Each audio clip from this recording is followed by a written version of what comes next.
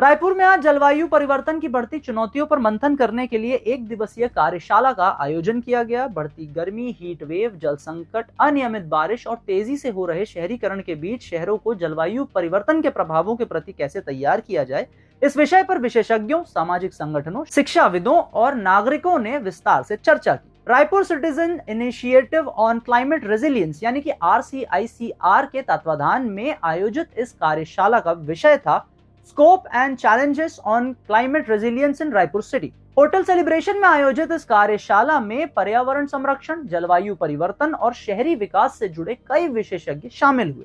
कार्यक्रम का उद्देश्य रायपुर को जलवायु परिवर्तन के प्रभावों के प्रति अधिक सुरक्षित, टिकाऊ और समावेशी शहर बनाने की दिशा में नागरिकों और संस्थाओं के बीच संवाद को मजबूत करना था।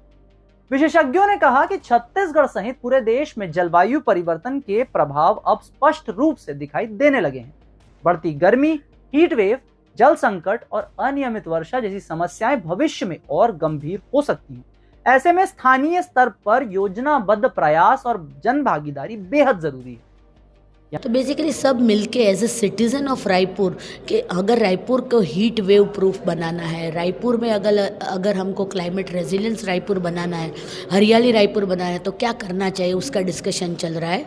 और कोहेजन ने खुद ने हमारे यहाँ स्लम्स में काम करते हैं हम अर्बन पुअर के साथ, वहाँ हमने 9 टाइप के अलग अलग क्लाइमेट रेजिलियंट मॉडल्स बनाए हैं। और ख़ास करके heat wave proofing housing model जो हमारा है, तो वो भी हम लोग यहाँ पर प्रेजेंट करेंगे और हमसे सीख के और भी संस्थाएं, सरकार ये पूरा बना पाएंगी। और कैसे हम गरीबों के लिए खास करके जो अभी हीट वेव का इशू है उसमें सुधार लाएं और ये अलायंस के थ्रू हम मिल के सिटी को कैसे ग्रीन बनाएं उसके लिए मिले हैं। कार्यक्रम में नागरिक आधारित जलवायु कार्यवाही को बढ़ावा देने पर विशेष जोर दिया गया। विशेषज्ञों का मानना है कि केवल सरकारी योजनाएं ही नहीं बल्कि आम नागरिकों की भागीदारी भी जलवायु संकट से निपटने में अहम भूमिका निभा सकती है। आज आप देखेंगे जो रायपुर शहर की जो तापमान पिछले दिनों में 46.4% बढ़ गया, कुछ दिनों में और उत्तरोत्तर बढ़ते चला जाएगा। 1988 में 48.6 था।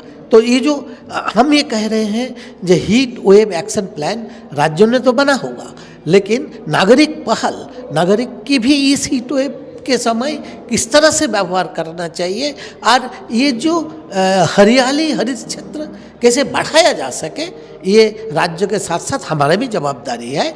और केवल जल, जंगल, हरियाली, वायु प्रदूषण रोकना, इन सब केवल सबों को मिलके हम कैसे कर सके।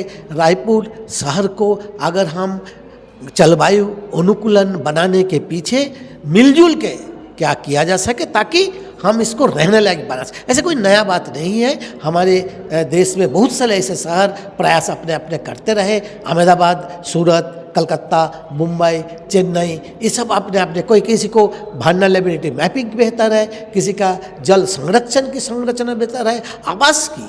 रायपुर शहर में आवास की क्या संरचना होगा, कैसे होगा, ये केवल हम बोल नहीं रहे हैं, हम कुछ मैदान में उतर के कर भी रहे हैं। कैसे हीट कूलिंग मकान कैसे बन सके, रूफ फार्मिंग कैसे हो सके, अर्बन फार्मिंग कैसे हो, अर्बन फॉरेस्ट कैसा हो, और किस तरह से हम बिजली का उपभोग कम करके सौर ऊर्जा की उपभोग को बढ़ा सके। और इसके जो प्रयास है आज के विभिन्न विद्वान लोगों के साथ, अध्यापकों के साथ, इंजीनियर के साथ, सरकार के साथ, मीडिया के साथ बैठ के हम ये आज कर रहे हैं। और ये संकल्प हम लेते हैं जो रायपुर शहर को बेहतर, सुंदर हम बनाएंगे। विशेषज्ञों और प्रतिभागियों के बीच विचार विमर्श किया गया। कार्यक्रम में विभिन्न सामाजिक संगठनों के प्रतिनिधि, युवा, शिक्षाविद, पर्यावरण कार्यकर्ता, सामुदायिक संगठनों के सदस्य और मीडिया प्रतिनिधि शामिल हुए। सभी ने जलवायु परिवर्तन को केवल पर्यावरण का नहीं बल्कि विकास, स्वास्थ्य और आजीविका से जुड़ा मुद्दा बताया। जलवायु परिवर्तन अब भविष्य की नहीं बल्कि वर्तमान की चुनौती बन चुका है। रायपुर में आयोजित इस कार्यशाला के जरिए विशेषज्ञों ने स्पष्ट संदेश दिया कि यदि अभी से सामूहिक प्रयास नहीं किए गए तो आने वाले वर्षों में शहरों को जल संकट, अत्यधिक गर्मी और अन्य पर्यावरणीय चुनौतियों का सामना करना पड़ सकता है। ऐसे में सरकार, संस्थाओं और नागरिकों के साझा प्रयास ही एक सुरक्षित और टिकाऊ भविष्य की राह तैयार कर सकते हैं।